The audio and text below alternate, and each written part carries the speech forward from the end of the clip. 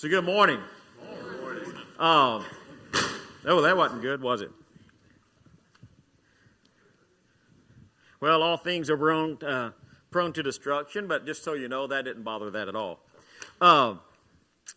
So I think by the way, turn your Bibles to Genesis chapter 4. Genesis chapter 4, that's where we will take off in just a second with a lesson. But before we start there, again with Doug, thank you if you helped with Trail of Treats. That was it was a great experience. I mean, we had a lot of people visiting last night, a lot of people here, got to meet a lot of people. It was all really good. And I am afraid that my weakness has been made known. Last night, I'm sitting at the karaoke table trying to get songs ready. And Bryce Duke walks up and puts a bag, this collection of Butterfingers, right in front of me. And this morning, as I was standing at the back, Holly came and gave me 2 more Butterfingers. And I'm trying really hard not to eat Butterfingers, but it's really hard to do that when people hand them to you. So I'm not sure what to do with these yet. I might auction them off at the end of church. I'm not sure what to do with those. But my heart is warmed that our children know my favorite candy.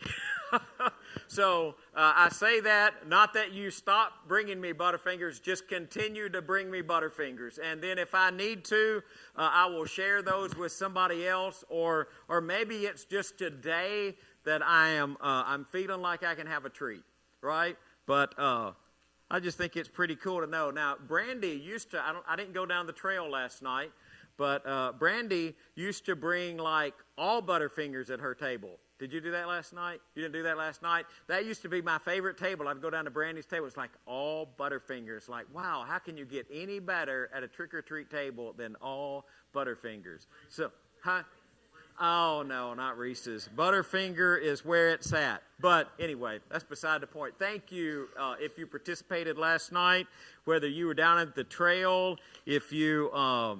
if you sat at a table, if you did the registration table, if you were one of the great people like Doug mentioned that we had singing karaoke and providing entertainment, if you built the fire that the space shuttle could have seen, if there was still, the International Space Station now, I guess, it was like, I looked over there at one point and I thought, wow, that is some kind of fire. Mr. Robert would be proud of whoever set that fire. It was...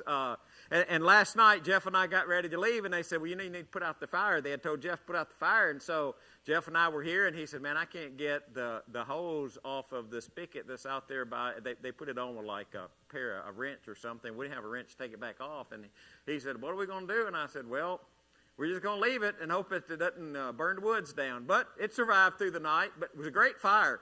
Great fire. And I was a little worried that I thought the registration table was a little close to the fire. So like, who sat at the first registration table? Oh, was that a little close to the fire? Felt good. All right. I was just thinking, we don't have a fire extinguisher out there anymore. We usually have a fire extinguisher at the pavilion. I don't really know what to do about the fire extinguisher at the pavilion because I really feel like we probably need a fire extinguisher at the pavilion. You know, got the pit out there, and if we're grilling something, and I think, okay, it'd be good to have a fire extinguisher. If you leave it out there, mysteriously, and I don't know how it happens, but mysteriously the thing gets emptied. So I'm not exactly sure how that happens. I got my suspicions, but... I was just thinking as I was looking at the fire in the registration table, it just crossed my mind. It's like, we don't have a fire extinguisher out here anymore. I was thinking about somebody getting caught on fire, but that didn't work out. So anyway, thank you. Huh? We're glad it didn't work out, but it was just, it's just one of those safety things. I was thinking, well, okay, all right. So if you helped last night, thank you very, very much. It was a great event. Cain and Abel, character study. Usually when we get to Cain and Abel, we think, oh yeah, that's where the older brother killed the younger brother, and it was the first murder in the Bible, and that's why God put it in there. He wanted us to know not to do that. Well, he might have put it in there because maybe we're definitely not supposed to do that, But I think there's something deeper in the story, and there's something that I want you to see this morning as we look at that. So Genesis chapter 4, we're just going to read the first 16 verses. If you want to follow along, I am reading from a English Standard Version. Now Adam knew Eve his wife, and she conceived and bore Cain, saying, I have gotten a man with the help of the Lord. And again she bore his brother Abel. Now Abel was a keeper of the sheep, and Cain a worker of the ground. And in the course of time, Cain brought to the Lord an offering of the fruit of the ground. And Abel also brought of the firstborn of his flock and of their fat portions. And the Lord had regard for Abel and his offering, but for Cain and his offering he had no regard. So Cain was very angry, and his face fell. And the Lord said to Cain, why are you angry? And why is your face fallen? If you do well, will you not be accepted? But if you do not do well, sin is crouching at the door, and its desire is for you, but you must rule over it. So Cain spoke to his brother Abel, and when they were in the field, Cain rose up against his brother Abel and killed him. And the Lord said to Cain, where is Abel your brother? He said. And he said, I do not know. Am I my brother's keeper? And the Lord said, what have you done? The voice of your brother's blood is crying to me from the ground, and now you are cursed from the ground, which has opened its mouth to receive your brother's blood from your hand. And when you work the ground, it shall no longer yield to you its strength. You shall be a fugitive and a wanderer on the earth. And Cain said to the Lord, my punishment is greater than I can bear. Behold, you have driven me today away from the ground, and from your face I shall be hidden. I shall be a fugitive and a wanderer on the earth, and whoever finds me will kill me. And then the Lord said to him, not so. If anyone kills Cain, vengeance shall be taken on him sevenfold. And the Lord put a mark on Cain, lest any who found him should attack him. And then Cain went away from the presence of the Lord and settled in the land of Nod, east of Eden. So we read that and we think, wow, so there's that story about the first murder. But I want you to think about this story for just a second, because at the very center of the story, the focal point is about worship. Cain brought an offering to God, and Abel brought an offering to God. Cain brought from the fruit of the land, the produce that he had received, and Abel brought from the firstborn of his flock and their fat. And that leaves a couple of unanswered kind of questions. Had they received some type of instruction about bringing an offering to God? There's not anything in the text. We have gone from chapter 3, where we've got the Eve being tempted and deceived in the garden and eating of the fruit, and God cast them out of Eden. And the next thing we have is Cain being born, Abel being born, and then this event between Cain and Abel. So you think, well, how did they even know to bring an offering to the Lord? Was there some kind of requirement? If there is, we don't know about it. Could they, just because they depended on God and understood who God was, and maybe it was passed from Adam and Eve to them, could they, just because of the way God had blessed them, could they have just decided to bring a free will offering to God? Could they have just said, we know God's blessing us, so for God to bless us, we're going to bring God an offering. We're going to bring something to Him.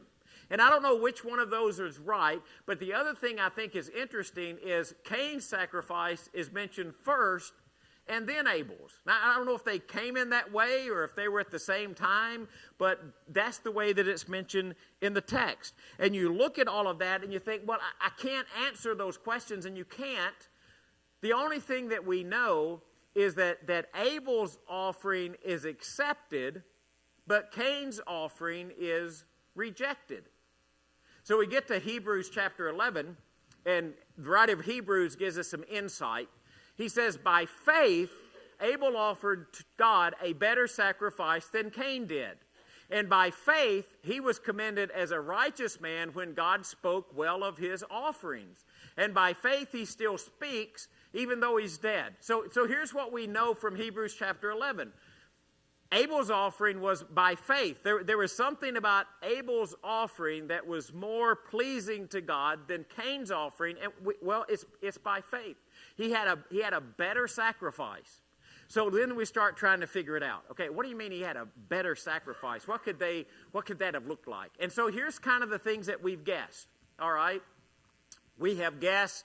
Well, the problem was Cain didn't bring the best of his fruit. Okay, that's probably a pretty good guess. Okay, but the text doesn't say that. It just says by faith Abel offered a better sacrifice. So maybe Cain didn't bring the best. And then we've said, well, what really happened there was Cain, he offered his out of obligation, not desire. Well, maybe. And that would be a good point, wouldn't it? And that would be sinful, but the text doesn't specifically say that. And then we say, well, it's because Cain didn't bring an animal sacrifice. I mean, he was supposed to bring an animal. Because we got the Old Testament. Well, no, not really. Because it doesn't say anything about this being a sacrifice for forgiveness of sin or propitiation or because they thought they were sinners from God. They're just bringing an offering to God. And there were offerings in the Old Testament that weren't animals, right? You had grain offerings and harvest offerings. So maybe it's probably not because it wasn't an animal sacrifice. And then there's a thought process, maybe at the heart of the problem was that Cain was just ungodly. Maybe it was a question of his heart. John helps us a little bit with that. He says, do not be like Cain, who belonged to the evil one and murdered his brother. And why did he murder him? That's the question we're trying to answer. Isn't it amazing how John comments on that? Why did he murder him? Because his own actions were evil and his brothers were righteous. See, at the very heart of the issue between Abel and Cain is that one was righteous and one was godly. That really causes me to pause and think. If you go back to the first slide I had up there, and I should have put this later after we'd gone through that, and we'll get back to it. But here's the thing. Worshiping God is serious business, isn't it? Worshiping God is a serious thing. For us to gather in this auditorium and worship God and give praise to God and honor God, and that's a serious thing. It's not to be taken lightly. You know, it's not like God just looked at the offering that Cain and Abel brought and thought, boy, I'm just glad those boys brought me something. You know, I'm glad they were thinking about me.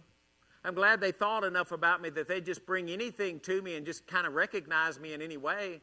It's kind of like when you're opening Christmas presents, you know, and you're opening a Christmas present and you get this present and it's from somebody. I have to preface this and tell you, I don't think my sons have ever done this to me, so this is not a true example. All right, this is an example from stories of culture. Can I say that? You know, and you're opening your present, and it's like they got you a necktie, and you're like, well, I don't really like the necktie, but I'm glad they were thinking about me, right? You ever gotten a present that you really weren't excited about the present, but you were at least excited that they at least got you something, right? Husbands are probably guilty of that sometimes when they buy presents for their wives. I don't know. No self-incrimination there, although I'm sure there's some that can be taken. So you look at that, and God didn't say, well, I'm just glad they brought me something. No, because there was something vital missing. There was something about godliness in Cain. There was something about his essence. Maybe it was his sacrifice. Maybe it was behavior. Maybe it's because he was evil. And I think what we do with that is we take what the text says. You know, the difference, Cain was evil and Abel was righteous. I mean, I do know that from the text for whatever reason. And you look at that and you think, well, it's not just enough to say, well, I went to church on Sunday. Because we can do the same thing, can't we? We can sit around and say, well, you know what? God told me I ought to worship, so I'm going to go to church on Sunday. But the rest of the time, I'm not going to be very godly. I'm going to bring an offering, but it's not really going to reflect who I am. I'm just going to kind of show up. And you think, well, people in our world don't do that. People in our world do that all the time. It's something more than just about showing up. It's something more just about bringing an offering and setting it on the altar. It's more about just bringing something to God, and God says, well, I'm just glad he brought me anything. No, there's a righteousness associated with that. And even all through the Old Testament, worshiping, offering, and sacrifice have to be connected to godliness, or God looks at them and he just shakes his head. We talked about this in Sunday school for just a minute, but there are moments where God says, I despise your religious feast. Or he says, I despise your gatherings. You're thinking, how in the world, why would God say that? I mean, he told us to bring a sacrifice, and now we bring a sacrifice, and God said, I despise that. You're thinking, why? Why would he despise it? Well, one, sometimes they didn't bring their best. So instead of bringing a firstborn of the flock like Abel brought, they would bring like a diseased animal, or one that wasn't any good, or one that wasn't going to be good for wealth building. So they just bring one. So, well, I'm going to have to bring one to God. So here's what I'll do. I'll go over here and I'll get one of those that's not good, and I'll take that one because it's not any good to me anyway. And so because of that, we think, well, that's what happened with Cain. He just didn't bring his good crops. Well, we don't know that. He could have brought the very best that he had. But God says, I despise your assemblies because, yeah, you assemble. You do the things that I want you to do, but you don't do them with the right heart. You don't do them from a godly heart. And so at the very heart of the thing that happened with Cain and Abel, and the reason Cain is angry with Abel is because of the sacrifice. Because God didn't accept his offering. And his face became downcast. And he didn't just become angry, he became very angry. So God says to him, why are you angry? Why is your face downcast? If you do what is right, will you not be accepted? But if you do not do what is right, sin is crouching at your door. It desires to have you, but you must master it. Man, there is so much packed in that little verse. If you do what's right, will you be accepted? Yes. What if you do what's not right? And the way God illustrates that is like a lion who is crouching in the bushes. You ever watch those documentaries about animals?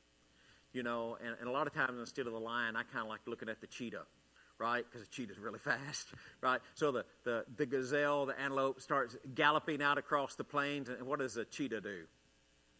Man, he runs it down and he pounces on it, right? Or maybe your image is like the lion, and he's hiding in the bushes, and he's just waiting for something to come along. So when something good comes along, he can jump out and grab it. Then he's got dinner, right? And God's, you know what? That's what sin is like. Sin is just like one of those animals, and it's just crouching in the bushes. It's like right at the edge of the door.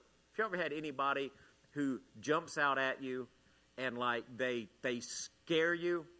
And your heart just stops.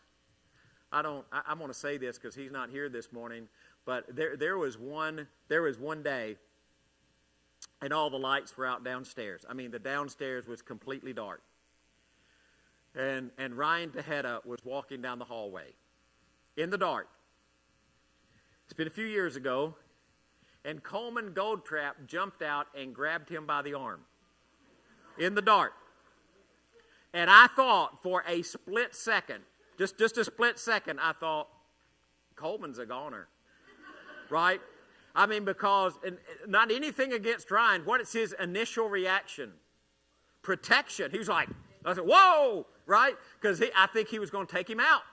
I mean, I think that was going to be it. No more Coleman. Coleman's gone. He reached out and jumped at Ryan in the dark and grabbed his arm. And that's almost a death sentence, I think. Because Ryan didn't take too well from that. Scared him. You ever been in those instances where you're just like, there's something like right at the door and it jumps out? That's the image here. And the image is, what are you going to do with that? Because Cain only has two choices, right? God says you have to master that. You have to overcome that. We'll come back to that in just a second. And the point of that is, okay, look at what happens in the story. Cain, either because of his lifestyle, which I think is the right one, or maybe because of his offering, which could be, I'll give you either one of those, okay? Cain comes along and he does something that's sinful. I mean, he does something that God rejects. But God warns him and gives him a solution. Do you catch that? God warns him and gives him a solution. What's the warning?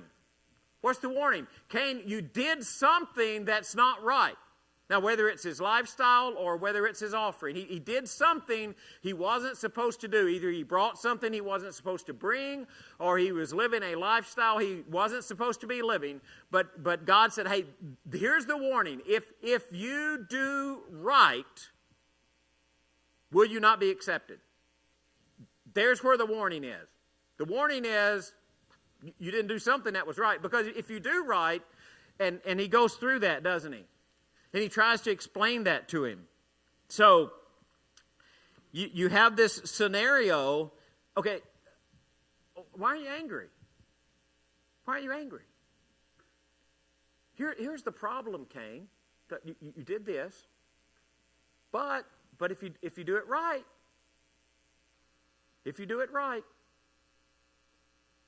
but sin's crouching at the door, and you got to overcome it. Whatever it was that Cain did wrong, God said, you got to clean that up. You got to make it better. You got to do a better job. And boy, you look at that story and think, man, that would have been so easy for Cain, right? All Cain has to do is straighten out what was wrong. That's all he has to do. Would the story have ended differently if Cain had done that? All he has to do, God says, hey, you just need to fix this up, and I'll accept you. That's all you have to do. But Cain did the opposite. He did the opposite. He had opportunity to fix, chose not to. He goes out and he speaks to his brother. The Masoretic text doesn't say what he said to his brother, by the way. He just said, we spoke to his brother. And then they're out in the field. The Septuagint says he spoke to his brother and said, hey, let's go out in the field. But whatever he said to them, they ended up out in the field, didn't they? And what does Cain do? He kills Abel. He doesn't take the path to do the correction of the thing that God told him to do. What he does is he goes down a different path. He goes down a different path. He stays in the path that he's already in. And not only does he stay in the path, do you remember the question? God says, where's your brother? And what does, y'all can answer this, what does Cain say? Am I my brother's keeper? Okay, this is not going to be the main point of the sermon. I want to make sure we get it right. What's the answer to that question? Yes. Yes, you are. You are your brother's keeper. And brother there is, it can apply to sisters too, right? Okay, let's just not make it too dominant to one gender. Are we responsible for one another? Yeah, yes. That's the correct answer to the question. Cain's trying to push it off. God says, I know what happened to your brother. His blood's crying out to me from the ground. Because God gave him a way of escape, and he didn't take it. And I sit down and I think about that, and I think, well, maybe sometimes what I need to do is maybe I need to seek a better way. Maybe I ought to listen to what God was saying to Cain. If you do right, will you not be accepted? If you do right. So we have an opportunity to be godly and do godly things, and sometimes we're like Cain. We just say, well, I'm just going to continue going down the path that I'm supposed to go down, or I want to go down, or I choose to go down, where really what we should be doing is just saying, hey, why don't we take a different path? Why don't we go a different direction? And so Cain kills Abel. And then God turns him into a nomad. I don't know a lot about farming. I know a little bit. Grew up in West Tennessee. We had a lot of farming friends, didn't we, Dad? I remember Dad, sometimes when Goodyear would go on strike, you'd drive a tractor, wouldn't you? Sometimes. So you got that kind of farming scenario. And I don't know about farming. I don't know about nomads. But I kind of think this. So if you're a worker of the ground, which Cain was, right? So you're supposed to work the ground. And so you plant something to eat. What needs to happen for you to be able to harvest the thing that you planted to eat? Well, it's got to have time to grow, right? And you got to have time to tend it. I've heard stories. They're just stories. 1 year of experience, but mostly stories. I understand that one time Clarksville Highway used to have a community garden. The time that I have been here, we planted one community garden. I don't remember who planted it. It was right over here in that area behind where Sandra's Closet used to be, and I don't know who planted it, who put it there. This is the only thing I remember. And I was guilty because I was a church employee, right? Nobody worked the garden. You remember that year, Miss Teresa? What happened to the garden that nobody worked the garden? You couldn't find the fruit of the garden for the weeds of the garden. Like you would look out there and you think, that is a very weedy garden. Now, I remember growing up, we used to, not often, but a little bit, we planted a garden out there on Mr. Virgil's little back thing there. And sometimes we have to go weed the garden. I don't think we did that but a couple of years. We figured out we buy it in the grocery store. It'd be all right. I don't know how to tell my parents except just to tell them, I don't much care for weeding the garden. That's not one of the things I like to do. Diane and I both worked at companies that cross-pollinated corn. Woo, it was real exciting. I worked a couple of years, and I thought, I'm going to get out of this deal, right, because I don't like cross-pollinating corn. No criticism of Diane, but she was there for years, right? How many years do you work cross-pollinating corn? About 7? 5 or 6. I was like, 1 year, I'm like, I'm going to find me a grocery store. At least I'm half-time in the air conditioning, right? So I did that. But one of the things you did when you're cross-pollinating corn, when they first hired you, at least where I worked, I don't know about where she worked. We never worked in the same spot. We had to go through and get the weeds out of it. Did y'all have to do that? Those were days I didn't like going to work. I didn't mind moving a bag from one side to the other and doing all that kind of stuff, but I didn't really care much for weeding. But if you're a nomad and you're working the fruit of the ground, and that's what you know how to do, man, that's a tough sentence, isn't it? Because you're going to plant, but then you're a nomad. You're going to travel. Do you come back where you planted? Do you wander around in the same way? Can you come back and get your fruit later? It's like the very thing that was the essence of Cain, God took away. And Cain said, that's too much for me, God. Another thing that bothers me about Cain is all of a sudden now he's not really, it seems, that concerned about his sin. What he's concerned about is what the effect of sin is going to be on him. He said, that's just too much for me. I mean, I'd rather the text said, and Cain said, man, God, I'm really sorry. I really wasn't thinking I'm going to be a godly person. But Cain doesn't. Cain just says, well, I think that's a little bit too much for God because somebody's going to try to kill me. Now, I don't know what the mark is that God put on Cain. Don't have any idea what it was. Don't have any idea what it looked like. Not going to get any of that. But there are consequences for sin, isn't it? When we do wrong, when we sin, consequences follow.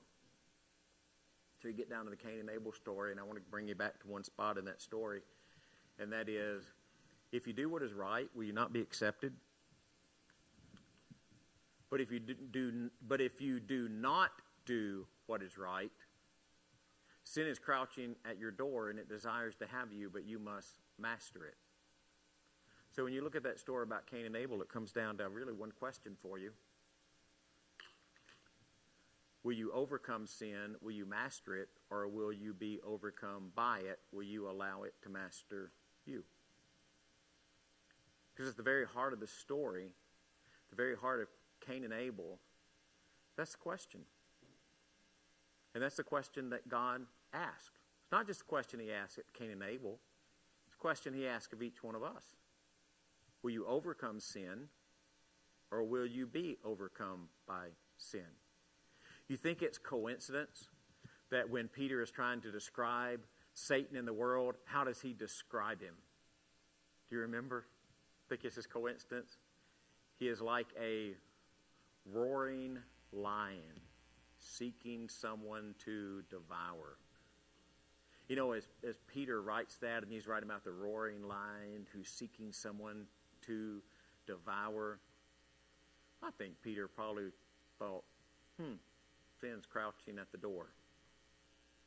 But you must master it. You have to overcome it. We can't overcome it by ourselves. You can only overcome it through the help of God. You can't do it on your own power. You need God's power to help you do it. You can't just wake up, I don't think, one day and say, well, I'm not doing that anymore. There's got to be something that replaces that. There's got to be something that takes its place, which for those who are believers in Jesus is the power and the gift of the Spirit. So if we say, well, we're going to be followers of Jesus, what does that mean? Or we're going to confess, we're going to say, I believe Jesus is the Son of God, but we're not just going to say it, we're going to live like it. It's not just a statement that you make. Confession is a lifestyle that you live. So confession goes really close with repentance, doesn't it? And why do we repent? Do we just all of a sudden say, well, you know, there's much stuff I'm going to quit doing? No, it's not that you just decide to quit doing it. That's part of it. But it's because now that you know who Jesus is, you can't continue to do the same sinful things that you did before now that you've come in contact with Jesus. He's got to make a difference in your life. So repentance is just a natural progression of having faith. And even baptism, which is the death, the burial, and the resurrection of Jesus, we're born to a new life. It's a natural progression of having faith in God, that we want to make a covenant with Him. We want to be united with Him. And God gives us the gift of the Spirit. So as we go through life, we live godly lives that honor God for who He is. What do we know about Cain and Abel? Abel was righteous. Cain was ungodly. And God said to him, will you overcome sin, or will you be overcome by sin? And that's the same question I would ask you. Will you overcome sin, or will you be overcome by sin? But if you need to respond to the invitation and find the direction to do that through the power of Jesus, we're going to ask you to do that while we stand and sing.